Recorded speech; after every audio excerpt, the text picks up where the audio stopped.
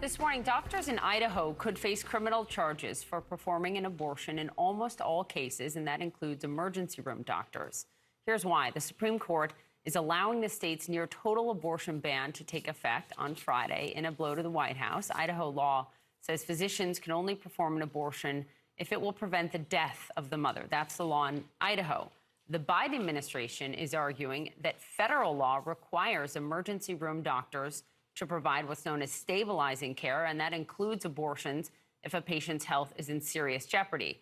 Those are different standards, and the Supreme Court will hear this case in full in April. But until then, doctors and their patients have to abide by state law.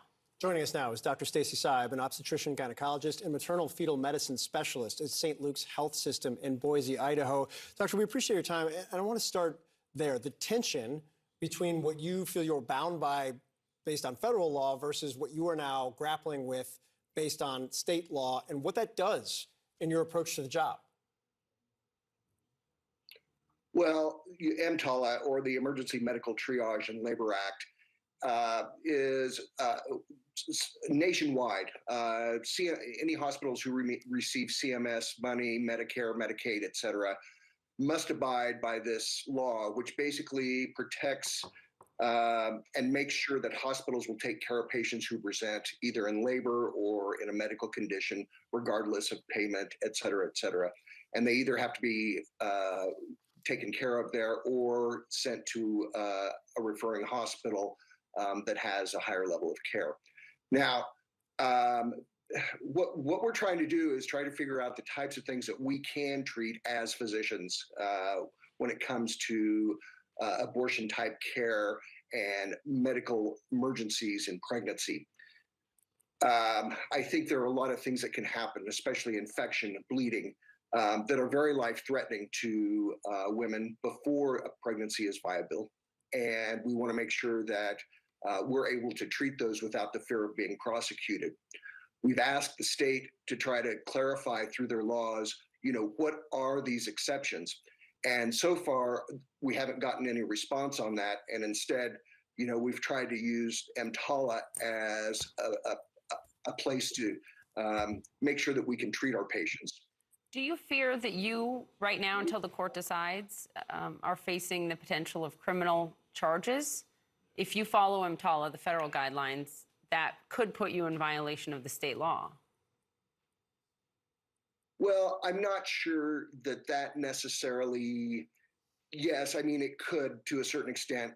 It's not the first thing that I worry about. I worry about the health of the patients. Right. I worry about, one of the things that we have to do is we have to make sure that we end up transferring a lot more patients out of state, which is a huge inconvenience and expense to the patient and their families.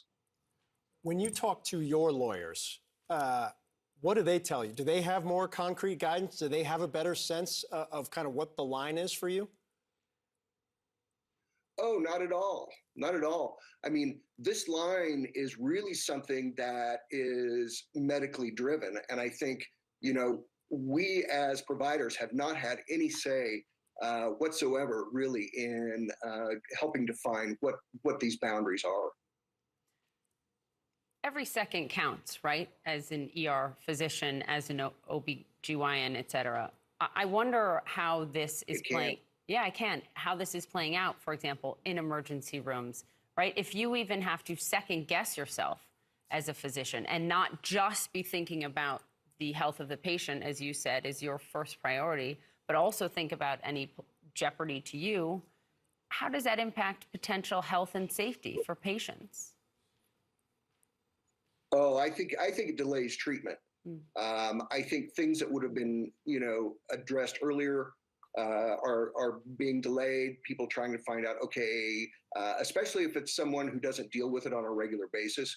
As a referral center, we see this a fair amount, but at the same time, other people are calling around trying to get advice, et cetera, and very afraid. I think providers are between a rock and a hard spot. We've got the possibility of jail time on one hand, and the other is if we don't act quick enough, are we medically liable? Right. You take the Hippocratic Oath as physicians, and what a predicament to be in. Yeah.